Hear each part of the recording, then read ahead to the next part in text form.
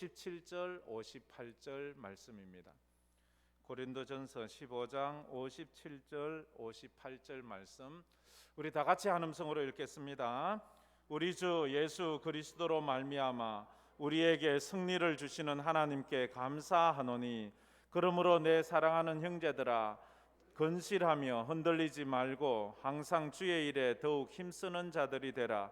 이는 너희 수고가 주 안에서 헛되지 않은 줄 알미라. 아멘. 특송 읽겠습니다.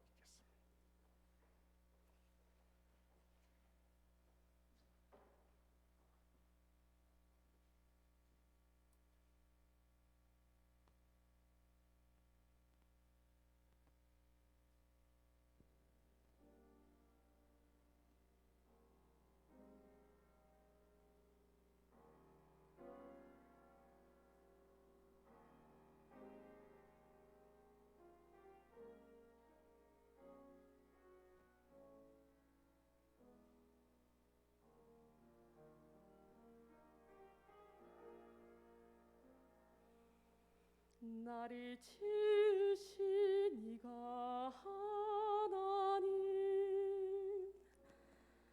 나를 부르신 이가 하나님, 나를 보내신 이도 하나님, 나의 나 된 것은 다 하나님 은혜라. 나의 달려갈 길 다 가도록, 나의 마지막 호흡 다 하도록, 나로 그 십자가 품게 하시니, 나의 나 된 것은 다 하나님 은혜라.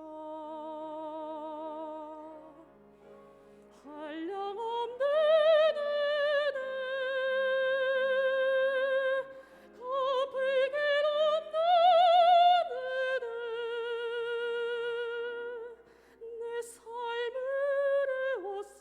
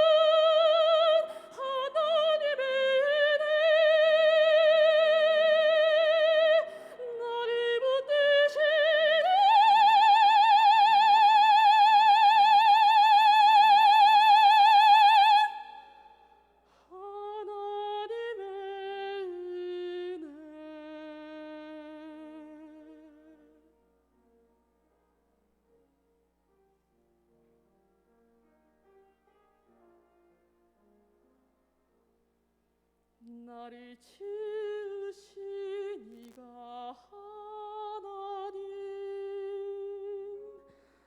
나를 부르신 이가 하나님, 나를 보내신 이도 하나님, 나의 나 된 것은 다 하나님 은혜라.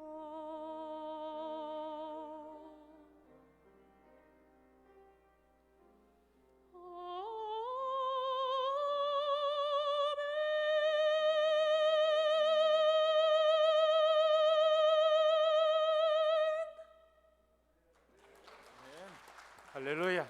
아멘. 코로나 때라서 저희들이 찬양되는 오후에 좀 자제하고 특성으로 했습니다. 일당백이지요, 그죠? 대구에서는 소프라노 쪽에서 최고입니다. 진짜입니다. 진짜예요. 나중에는요 돈 내고 들어야 돼요. 예, 너무 귀한 음악 감사드립니다. 오늘 이렇게 어려운 발걸음 하셔서 어제 오후에 오셔서 호텔에 주무시고 또 이렇게 같이 오셨습니다. 오전에는 좀 시간도 쫓기고 해서 제가 사모님 인사를 못 드렸는데 우리 사모님이 같이 이렇게 오셨어요. 그래서 사모님 한번 일어서서 인사 한번 하도록 하겠습니다. 예, 감사합니다. 감사합니다. 예, 예. 제가 아침에 여쭤봤어요. 목사님, 사모님 얼굴 보고 결혼했어요? 하니까 남자는 다 그거 본대요. 아이고 참 너무 멋있고 너무 좋습니다. 감사합니다. 이제 흔들리지 말고라는 제목으로 오후엔 좀 여유 있게 귀한 말씀 들었으면 좋겠습니다. 예.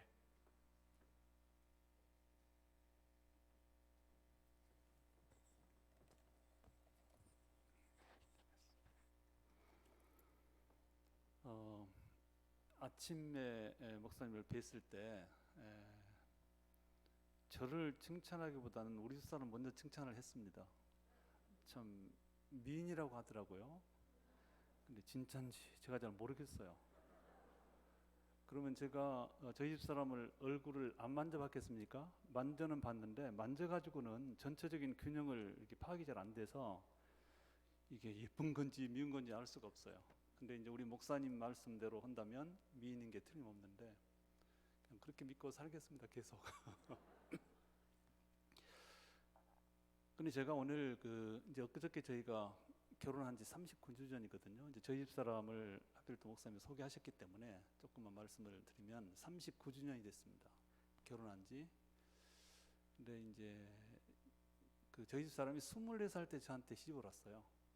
젊은 날에. 예. 대학교 막 졸업하고 이제 학교 교사가 됐는데 교사로 시작한 지 1년 정도 돼서 그냥 뭐가 그렇게 바쁜지 저한테 왔어요. 예.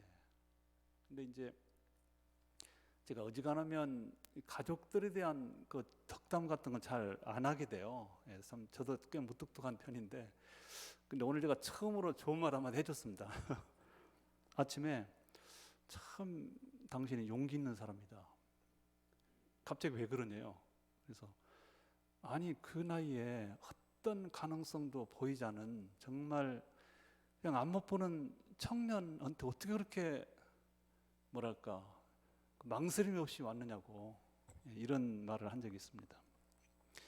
근데 이제 뭐 장래가 소위 촉망된다는 그런 말도 있잖아요. 그래서 이 사람을 만나서 사귀면 혹은 결혼하면 이러이러한 미래가 보장된 그런 또 그렇게 젊어서 만나도 그럴 가능성이 보이는 경우도 많이 있는데 저 같은 경우는 시골에서 정말 가난한 집이었고 그리고 뭐 어떤 것도 아직 시작하기 전이에요. 그냥 순수하게 신학교도 가기 전이고요.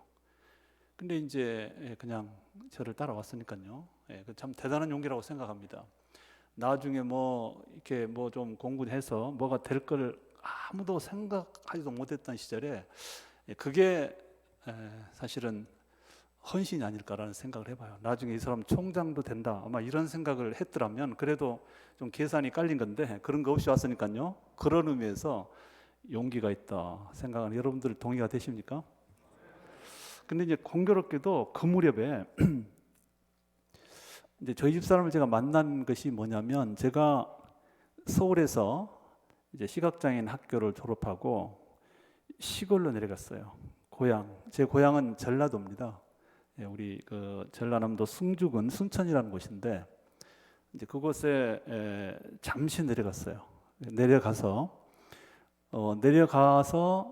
여기 안동에 보면 안동 그 성서신학교가 있어요. 성경학교. 그 안동 성경학교가 유명한 거는 그 명성교회 목사님 김삼 목사님이 나왔기 때문에 유명해요. 하여튼 뭐 그 말고도 역사가 깊지만, 근데 저는 그때 아까도 말씀드렸지만은 성경을 공부하고 싶어가지고 먼저 신학교 가기 전에 순천에 있는 성경학교를 다녔습니다. 그 성경학교를 2년을 다녔는데 그 2년 다니는 동안에 워낙 촌이다 보니까 그 제가 있는 시골 교회 중고등부 요즘으로 하면 전도사 일을 했습니다. 그러니까 그것이 제가 교회 일을 처음으로 시작한 것인데 그때 저희 집 사람은 이제 고등학교 1학년 학생이었고요. 저는 이제 가르치는 교사. 근데 그때 뭐 어린 학생들을 만나서 제가 연애한 것은 아니고 이제 그것보다는 그때 처음 알았던 것이고, 근데 그때 오히려 다른 여성과 교제를 했어요. 당시에요. 근데 굉장히 신앙이 좋은 여성이었고 좀 뭐 이렇게 찬양도 잘하고 뭐 오르간도 잘 치고 그런 여성이었어요. 교회에서 만났는데, 그래서 이 교제를 했는데 거기 같은 경우는 참 제 부모님이 목사님 따님이었거든요. 그러다 보니까 신앙도 좋고 굉장히 열심히 교회 봉사를 하는데 그렇게 갈등을 하더라고요. 교제하는 과정 속에서. 그래서 이 부모님도 뭐 굉장히 반대를 하시고 당연히 그게 옳다고 봐요. 차라리. 그 당시 뭐 제가 성경학교 다닌다고 해서 그 자체가 무슨 미래에 대한 보장도 아니기 때문에, 그래서 결국은 뭐 결혼 얘기까지 나왔다가 이제 우리 사람이 다 알기 때문에 하는 거 다 그 안에 같은 마을이니까 다 알아요. 그래서 제가 이제 숨길 필요도 없고 다 아는 얘기니까, 그래서 이제 거기는 사실은 제가 마음의 상처를 많이 받았습니다. 왜냐하면 믿는다는 분들이 이럴까 워낙 거센 반대를 했기 때문에. 근데 지금 저는 충분히 이해하고도 남아요. 그러니까 원망은 전혀 안 합니다. 그래서 그러나 당시로서는 굉장히 상처가 됐던 일이기도 한데, 이제 그런데 저희 집 사람은 이제 나중에 이제 이렇게 좀 커서 저를 만나가지고 너무나 그냥 쉽게 저를 받아들인 거죠. 그리고 제가 감사한 거는 저희 장인 장모께서 사실은 당시는 교회도 별로 안 다녔던 그런 촌에서 농사짓는 분들인데 그렇게 많이 반대 안 했습니다. 그래서 그냥 뭐 네가 좋다면 뭐 그냥 어떻게 할 것이냐 이렇게 이제 허락을 하셔서 그게 너무 놀랍고 감사한 일이에요. 그리고 제가 말씀드리고 싶은 그때 역시도 뭐 이 사람 미래에 뭐 좀 할 거다라는 기대가 아무것도 없을 때 그야말로 이렇게 허락한 것에 대해서 지금도 참 그게 고맙다는 생각을 하게 되고요. 이제 그래서 결국은 이제 결혼해서 이제 그리고 나서 제가 이제 이렇게 이제 신학대학도 가고 또 이렇게 미국 유학도 가고 했는데 결국은 제가 이만큼 일할 수 있게 된 거는 저희 집 사람의 적극적인 협조고 도움이죠. 그래서 그 부분에 대해서 오늘 좀 이 얘기를 해보네요. 이런 얘기 제가 처음입니다. 여러분 황금교가 좋아서 참 벨스러운다 고백을 하게 되는데 우리 목사님이 하도 우리 사람을 칭찬하니까 이런 말씀도 하게 됩니다. 근데 오늘 이 본문은 뭐 우리가 잘 알고 있고 여러 가지 형식으로 또 설교도 듣는 말씀이기도 한데 오늘 본문이 짧은 말씀이긴 한데요. 가만히 보면 이 세 가지 시제로 우리에게 어떤 교훈을 암시하고 있습니다. 세 가지 시제, 과거, 현재, 미래. 우선 첫째로 과거의 일을 생각하게 하는, 과거를 연상하는 말씀으로 고면하는 부분이 있습니다. 본문 57절을 보면 우리 주 예수 그리스도로 말미암아 우리에게 승리를 주시는 하나님께 감사한다. 이 말씀인데 이게 어디를 보면 과거입니까? 할 수 있겠지만 제 말씀 한번 들어보시기 바라겠습니다. 우리 주 예수 그리스도 말미암아 우리에게 승리를 주시는 하나님, 이 하나님에 대한 또 한 가지의 정의라고도 볼 수 있어요. 무슨 말씀이냐면 우리 하나님에 대한 표현은 여러 가지가 있습니다. 뭐 창조주 하나님, 인간을 구원하시는 하나님, 인간을 사랑하시는 하나님, 치료해 주시는 하나님, 뭐 그런 것뿐이겠습니까? 이런저런 어떤 것을 규정하는 하나님에 대한 이야기들이 많은데 여기에서는 승리를 주시는 하나님 이렇게 되어 있습니다. 이것도 또 한 가지의 하나님의 닉네임이라고 볼 수가 있어요. 승리를 주신다. 우리 이 하나님에 대한 여러 가지 이런저런 형식의 표현이 있지만 지금 당장 우리가 좀 체감하는, 그리고 어떻게 보면 피부적으로도 와닿고 상당히 통쾌할 정도로 마음에 기쁨을 주는 표현이 승리를 주시는 하나님이 아닐까. 저는 이렇게 한번 생각을 해보는 것이에요. 왜 승리를 주시는 하나님이 그렇게 우리의 삶 속에 직접적으로 와닿는가? 여러분, 우리가 산다고 하는 것은 결국은 끊임없는 도전이고 끊임없는 부딪힘이고, 어떻게 보면 특별히 인간이 타락 이후에 사탄과의 대립 구도 안에서 끝없는 전시 체제를 우리가 살고 있는 거나 마찬가지예요. 그리고 우리가 추구하는 그 모든 것들은 그냥 유의하듯이 소풍 가듯이 그렇게 그냥 자연스럽게 되지 않아요. 우리의 노력과 우리의 부담스러울 정도로 힘을 써야 하기도 하고요. 그런 과정 속에서 그게 이루어지기도 하고 안 이루어지기도 하고, 결국은 그 모든 것들이 뭐랄까요? 좀 심한 표현하면 전투 혹은 싸움, 그렇게 표현해도 과언은 아닙니다. 그런데 오늘 바울이 분명히 말씀했어요. 우리 하나님은 우리에게 승리를 주신다. 일종의 선포입니다. 우리 하나님은 우리가 추구하는 그 모든 것들을 우리로 하여금 이기게 하신다. 우리에게 승리를 주신다. 승리를 보장한다. 이렇게 말씀하고 있는 것입니다. 여러분, 이거는 여러분들도 저만 뿐 아니라 어느 정도 나이들을 드신 분이기 때문에 가만히 보면 여러분들의 삶 속에서 싸움이 아니고 힘든 것이 아닌 일이 있었던가요? 예.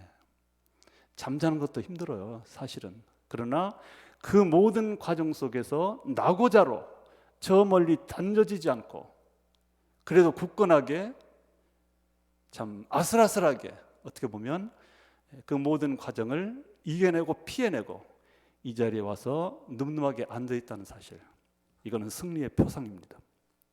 우리가 겪는 수많은 문제들을 우리가 하나님의 은혜로, 하나님께서 대신 싸워주신 그 싸움으로 인해서 우리가 승리했다는 그런 승리를 우리에게 가르치고 있어요. 여러분, 우리 모두는 승리가 보장된 사람일 뿐 아니라 이미 승리가 완성된 사람이다, 이렇게 말할 수 있어요. 우리를 이기게 해주신 하나님. 근데 이 부분에 대한 좀 실감이 저는 돼야 된다고 생각하고요. 근데 사도 바울은 그러면 우리 하나님께서 언제나 승리를 안겨주신다는 사실을 어떻게 도대체 알았을까? 뭐 사도 바울 뿐이겠습니까? 제가 생각해도 가만히 살아온 삶을 반추해 보면 정말 하나님은 위대하세요. 어떻게 그렇게 그런 과정 속에서 내가 극복하겠을까? 하나님이 주신 힘으로, 하나님이 주신 믿음으로 이겨낸 결과이거든요. 결국은 우리 하나님이 우리 성도들의 삶에 언제나 승리만을 안겨주신다는 사실은 무엇을 알 수 있는가? 과거의 경험을 알 수 있어요. 사도 바울 역시도 그 시점까지 살아온 동안에 수많은 케이스를 생각해 볼 때 늘 하나님이 이기게 해주시고 견디게 해주시고 그 자체가 승리죠. 예. 그래서 이런 측면에서 저는 우리 하나님이 승리를 주시는 하나님이라는 사실을 지금까지의 삶을 통해서 우리가 알 수 있다는, 그래서 과거의 삶에 대한 반추, 이런 의미에서 과거적 의미가 포함되어 있는 것으로 저는 보고 있습니다.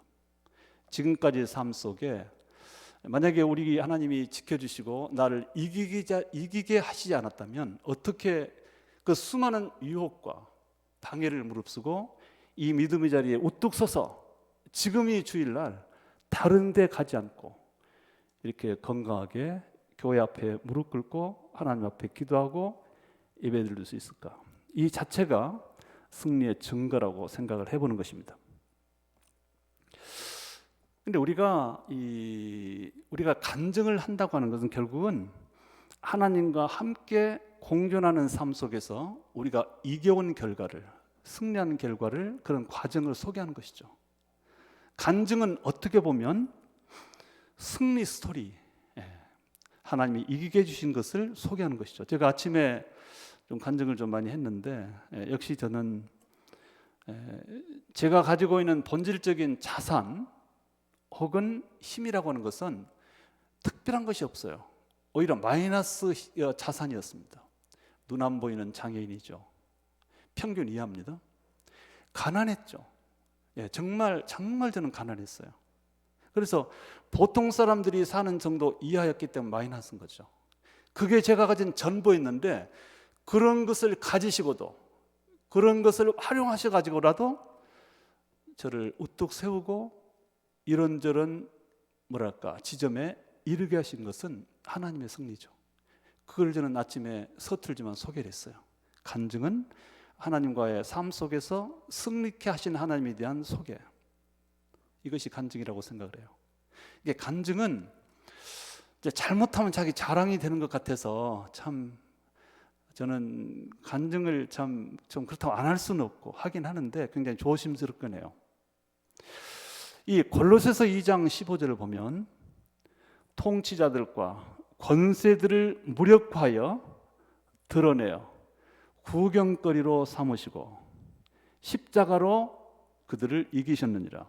십자가로 그들을 이기신 것은, 이것은 하나님과 십자가를 지게 한 그 사람들과의 싸움이 아니에요. 그리고 그들만 퇴치시키고 이겼다는 뜻이 아니라 십자가의 승리 자체가 우리의 모든 승리를 담보해요. 보장합니다. 십자가 사건이라고 하는 것은 모든 성도들이 세상을 살면서 싸워야 될 싸움, 전쟁의 마지막 종지부이기도 하고 모든 싸움에 대한 승리 선언이다. 이게 십자가예요. 십자가는 단순한 개인적인 고통의 순간이 아니고요. 예수님의 인류가 지고 가야 될 혹은 극복해야 될 사탄과의 대립 구도 속에서 이겨내야 될 모든 대립의 승리 선포다. 우리는 십자가의 승리 때문에 지금 이렇게 늠름하게 있고 당연히 우리의 구원도 보장되고요. 그래서 지금 우리 모두는 이미 승리한 사람들로서 이 순간까지 이르러 있다. 이것을 생각하고 우리 늘 감사가 넘쳐야 됩니다. 오늘 정말 그 찬양 깜짝 놀랐습니다.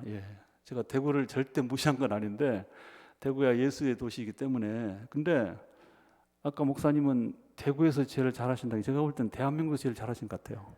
저렇게 우렁찬 또 이렇게 힘있고 은혜로운 소프라노를 별로 못 들어본 것 같아요. 저희 종신대학에도 음악과 교수들이 꽤 계시는데 참 그분들은 안 들으니까 말하지만 그분들보다 훨씬 나으신 것 같아요. 하여튼 은혜 받았습니다. 나중에 한번 더 듣고 싶네요. 언제 한번 시간 되면 서울 한번 초청도 해보고 싶습니다. 근데 우리가 여러분들의 승리를 어떻게 실감하는지, 우리가 이제 이 성도들이 가져야 되는 어떤 그 감정이 몇 가지가 있어야 돼요. 뭐냐면 우리는 기본적으로 죄인입니다. 죄인이에요. 착하게 살아도 죄인입니다. 그 이유는 에덴 동산에서 우리의 인류의 대표 조상인 아담과 이브가 원죄를 지었기 때문에 우리가 세상에 태어났다 그냥 가도 죄인 나라 백성일 수밖에 없는 거예요. 우리 모두가 죄인이에요. 그런 의미에서요. 그런 의미에서 죄인인데, 그리고 그거 말고도, 그런 원죄 말고도 우리가 세상을 살아가면서 어떻게 순수하게 살아요? 미우면 속으로 욕도 하고 밖으로는 못하죠. 욕도 해야 되고요. 또는 또 뭐 기분 나빠가지고 좀 뭐 나쁜 생각하기도 하고 여러 가지가 있잖아요. 다 그 죄입니다. 그래서 우리가 죄에서 절대로 자유로울 수 없어요. 어떤 사람도요. 저를 포함해서, 저는 뭐 포함해서 마찬가지죠. 그래서 늘 죄인이라고 하는 스스로의 자책, 그리고 회개하는 마음으로 죄의식 속에서 살아야 돼요. 죄의식을 못 느끼는 것은 병입니다. 내가 죄인입니다. 하나님 용서해 주세요. 또 이런 실수했군요. 그 죄의식에 뭐랄까요? 쌓여서 순간순간마다 죄인의식으로 사는 것도 중요하거든요. 그런데 그 못지않게 중요한 한 가지가 있어요. 그거는 뭔지 아세요? 뭔지 아세요? 승리자로서 가지는 기쁨이에요. 내가 이겼다고 생각하는, 어떻게 보면 뭐랄까요, 뭐 자만은 아니지만 어떤 자신감, 그것은 더 중요할 수 있습니다. 죄의식도 분명히 있어야 됩니다. 그거 없으면 안 되지만, 그러나 늘 모든 게 죄의식만 해서는 안 돼요. 우리에게 피를 주시고 십자가에 돌아가시면서 안겨주셨던 승리, 그 승리에 대한 감사의식, 감사의 기쁨. 왜 성경은 우리를 향해서 기뻐하라, 기뻐하라, 기뻐하라, 기뻐하라, 기뻐하라를 강조한지 아세요? 너는 이겼어. 면류관을 썼어. 지금 승리자니까 당연히 너 기뻐해야 되는 거 아니야? 이런 뜻이에요.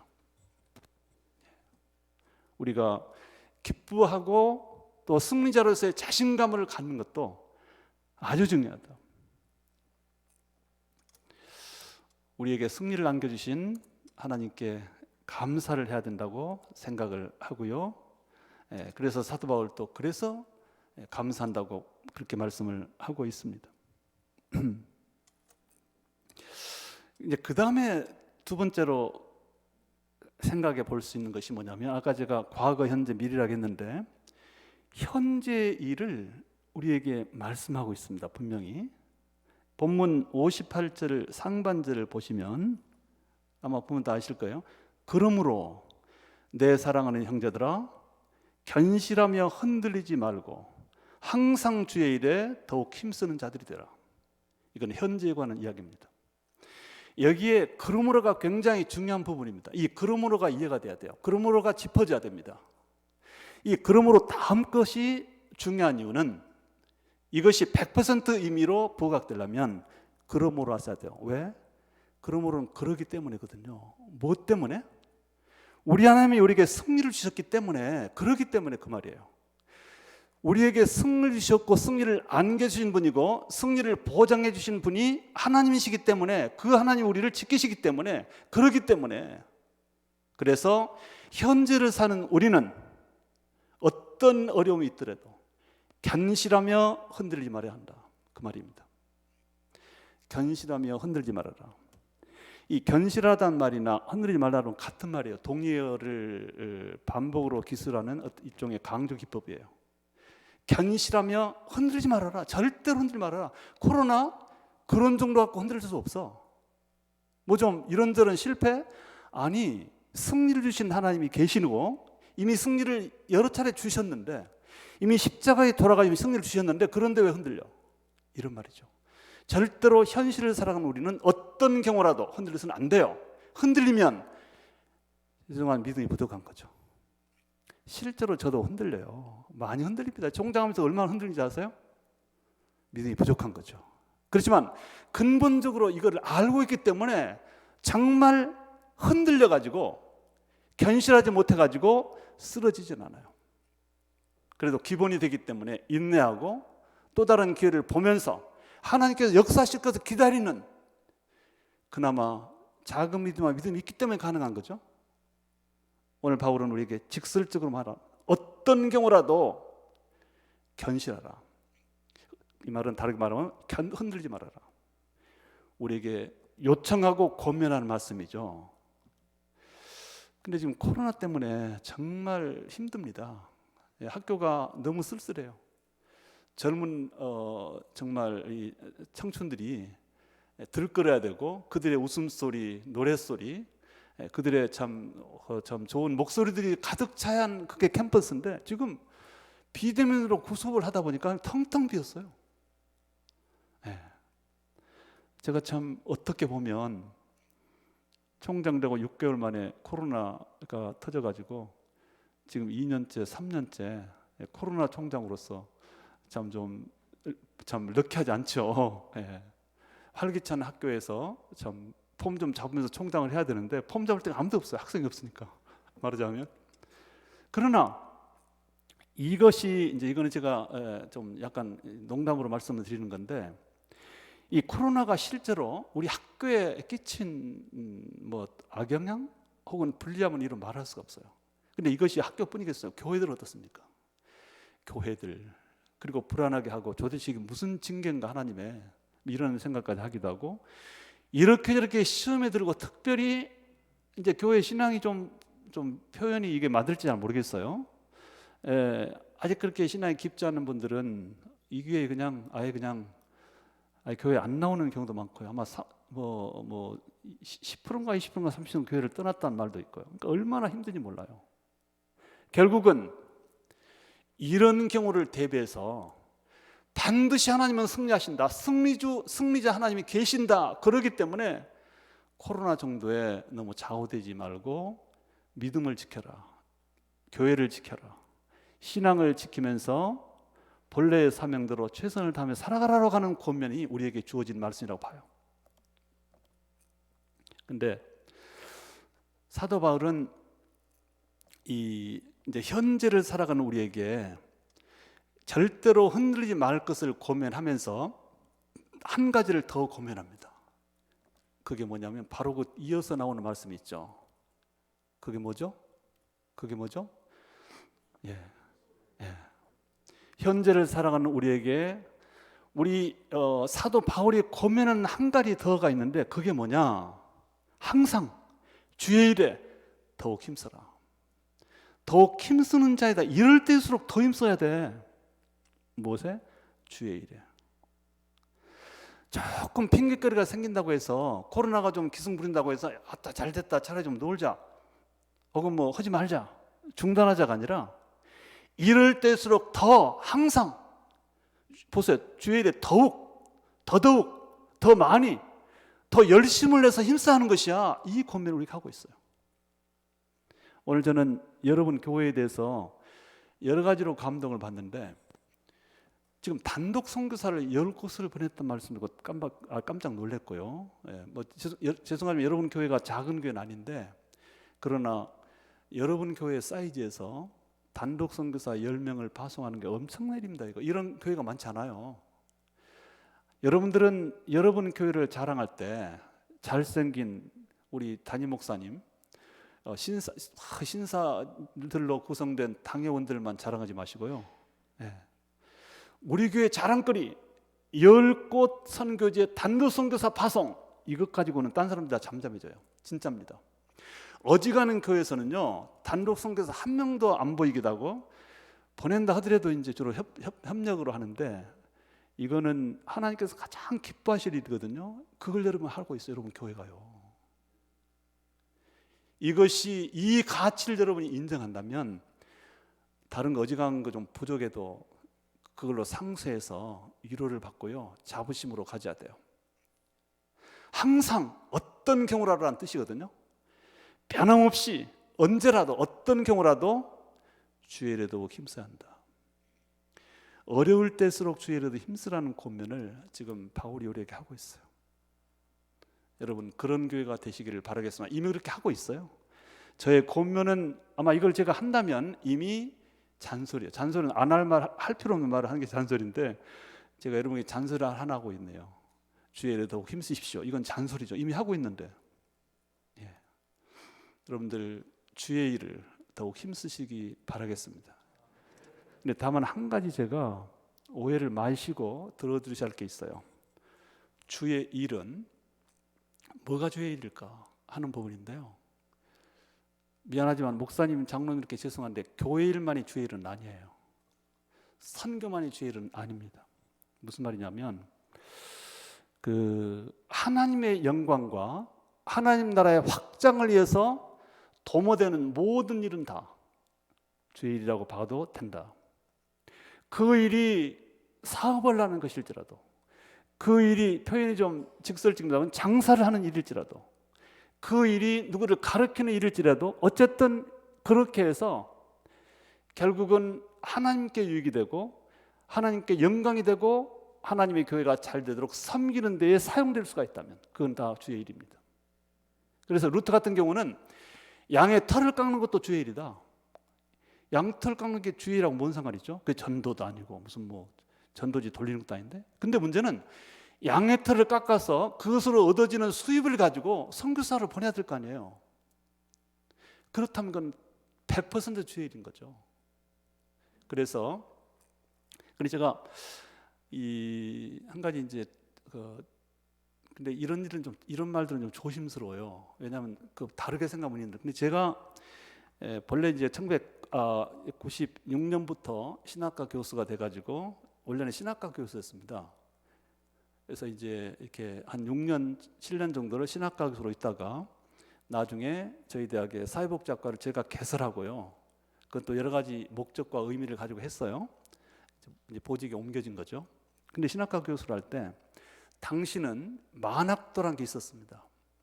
그러니까 어떤 시험 절차, 소위 말하는 학력고사 이런 거 없어도 나이가 몇 살 이상 되시면 신학과에서 몇 명에 한해서 받을 수 있었어요.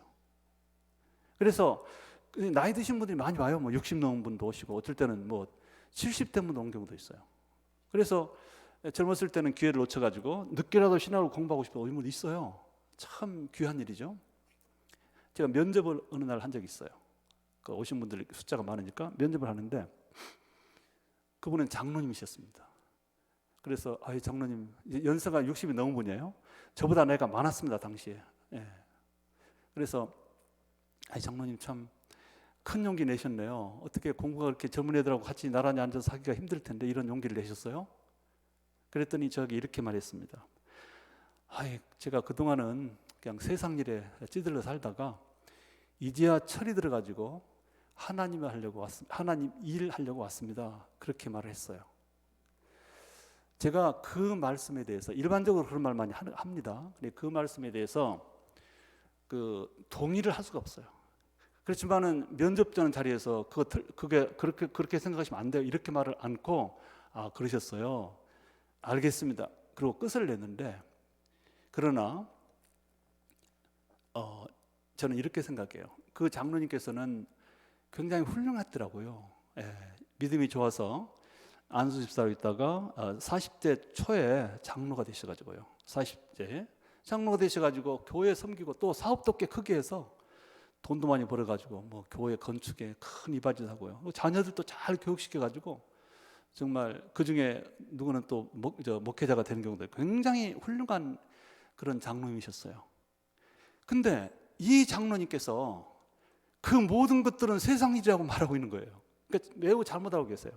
그리고 이제라도 늦게라도 목사가 돼가지고 선교사로 돼갖고 나가야 비로소 주의를 한다는 생각으로 오신 거예요. 그렇게 말씀한 거예요. 여러분 그거는 옳다고 볼 수가 없습니다. 그분이 했던 일이 그 사업도 주의 일이었고, 왜냐하면 그 사업에서 이루어지는 이익을 가지고 교회 헌금해서 교회가 건축도 하고 얼마나 많은 일을 했습니까? 그리고 자녀들을 잘 키운 것도 주의 일이고요. 그리고 교회 집사로 장로로 봉사했던 거 다 주의 일이에요. 그러니까 사실은 굉장히 성실한 평생도록 주의 일만 해오셨는데 이제는 좀 다른 종류의 주의 일을 하고 싶어 왔다. 이래야 맞는 거예요. 그러면 맞는데 그동안 했던 것들은 다 목사, 옥사나 혹은 선교사가 아니었기 때문에 세상 일이라고 생각하는 것은 곤란해요.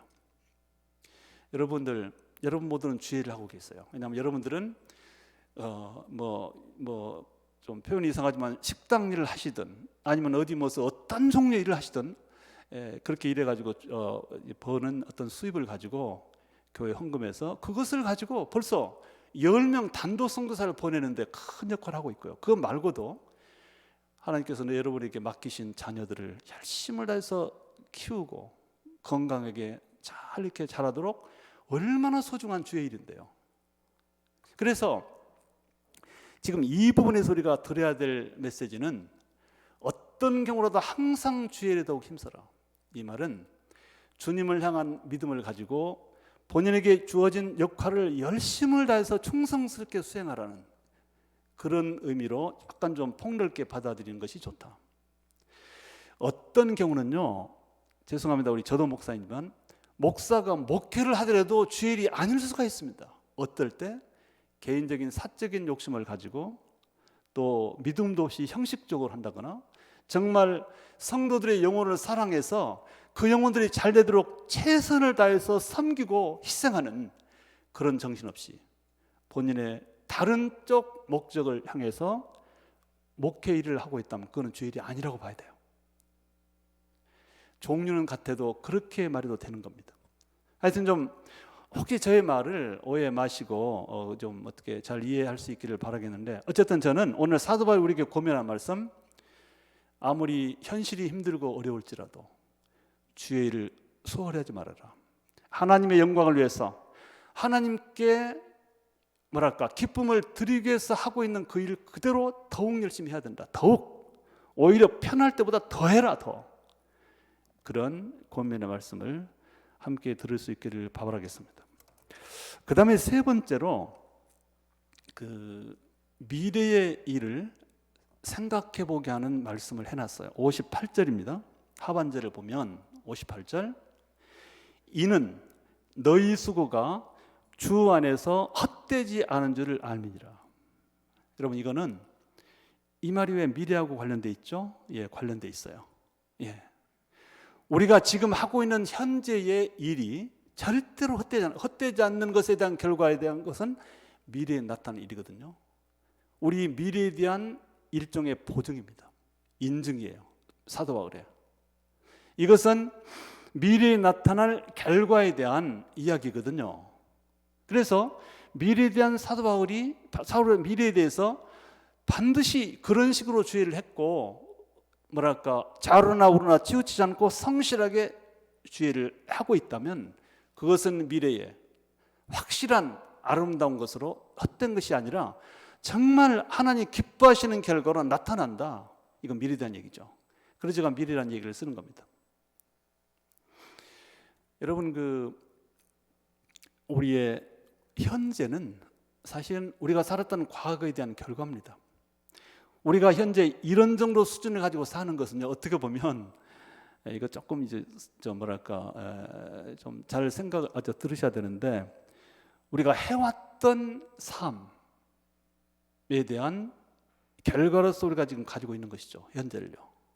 그래서 물론 현재의 어떤 초라함이나 부족함이 그러면 과거에 내 부족이었기 때문에 이렇게 꼭 연결할 수는 없는데, 그러나 대체로 보면 지금 우리가 가지고 있는 현재의 상황은 내가 살아왔던 삶에 대한 결과로 크게 봐도 그렇게 틀리지는 않다고 볼 수가 있어요. 그래서 과거의 것이 현재의 결과로 나타나 있는 것처럼 우리가 지금부터 살아야 될 우리의 현재적 삶은 또 다른 결과로 미래의 현실로 나타난다, 이렇게 생각을 하는 것이죠. 그런데 오늘 여기에서 이 수고라는 단어가 있고요, 우리의 수고가, 그 다음에 주 안에서란 말이 있어요. 그러니까 우리가 수고라고 하는 말은 굉장히 힘이 붙인다는 뜻이거든요. 수고하세요. 수가 많습니다. 이거는 굉장히 힘을 써가면서 땀이 날 정도로 정말 전심전력으로 어떤 일을 하는 것이 수고예요. 그래서 그렇게 수고를 했을 때 아프도록 수고를 했던 그런 일, 그리고 그것이 만약에 주 안에서 이루어진다면 그런 경우는 절대로 미래에 헛되지 않는다, 그런 말씀이기도 하죠. 그래서 제가 이제 조금 결론적인 말씀드리면, 이제는 참 목사로서 또 말씀을 선포하는 사람으로서 두 가지를 마지막으로 고민하고 싶어요. 어떤 경우라도 우리 믿음은 지켜져야 한다. 믿음을 지켜야 한다.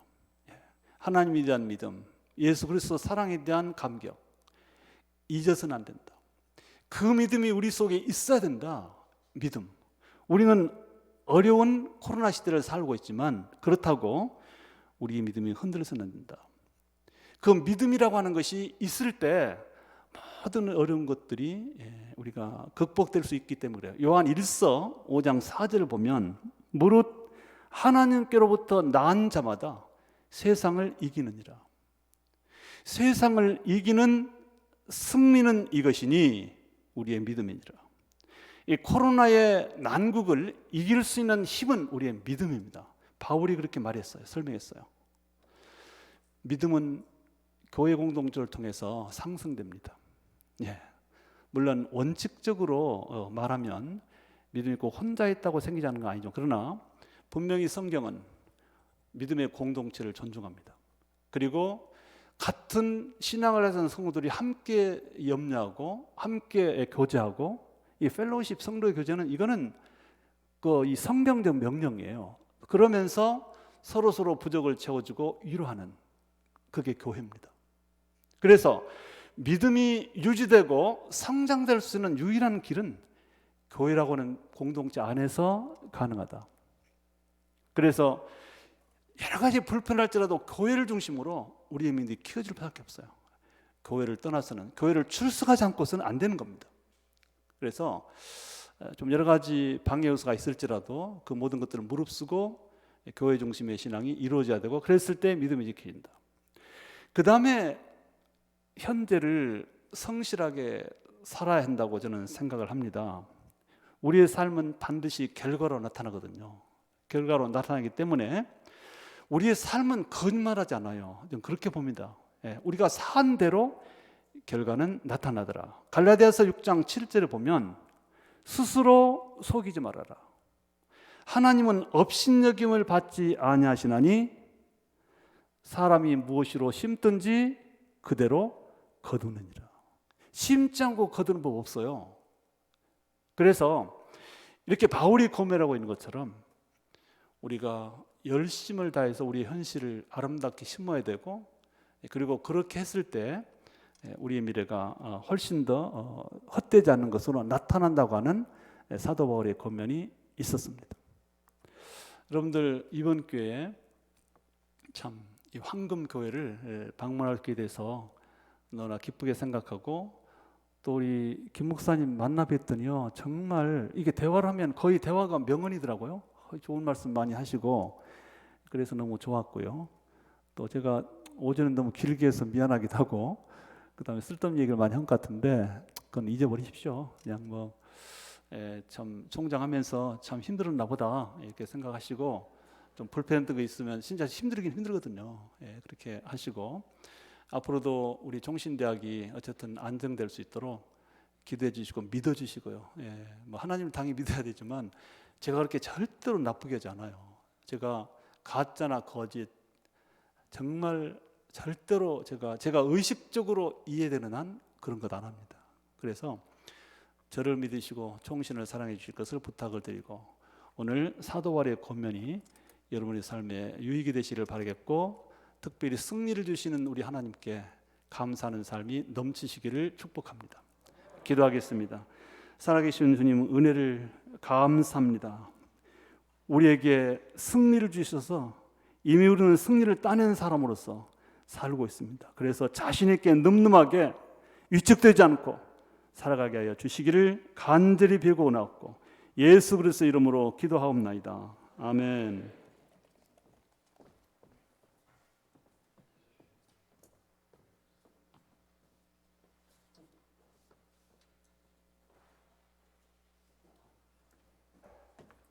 우리 말씀을 생각하면서 찬양 한번 드리겠습니다. 믿음 흔들리고 세상 흔들리고 사람들은 변화해도 나는 주를 섬기리.